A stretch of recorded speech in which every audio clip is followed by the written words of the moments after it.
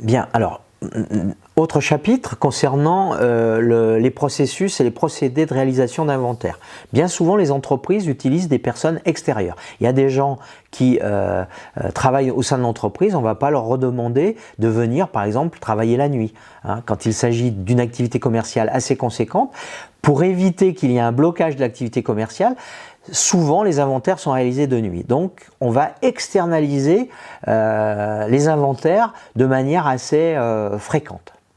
Donc l'externalisation de ce travail d'inventaire permet aux équipes salariées de venir travailler de manière classique le lendemain ou le jour même de l'inventaire, selon.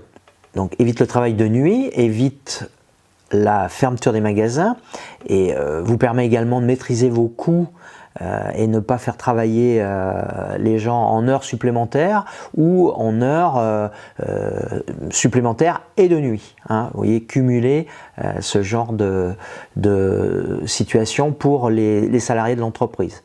Dernier point, donc garantir la fiabilité et l'objectivité des données recueillies hein, en faisant compter du personnel externe.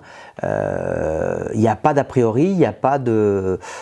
les personnes vont compter de manière classique sans véritablement connaître les produits et sans vraiment connaître les incidences que peuvent avoir tel ou tel non-comptage ou tel surcomptage pour tel ou tel produit. D'accord ? Donc on va assurer une transparence, on va assurer une remontée d'informations la plus clean et la plus claire possible pour l'entreprise.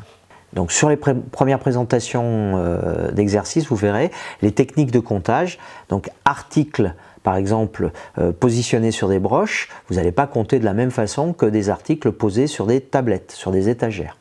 Bien, après, autre façon, autre méthode, lors des comptages, il s'agit de regrouper les produits, de les identifier clairement et de déterminer le nombre de produits rangés, hein, pas dispersés.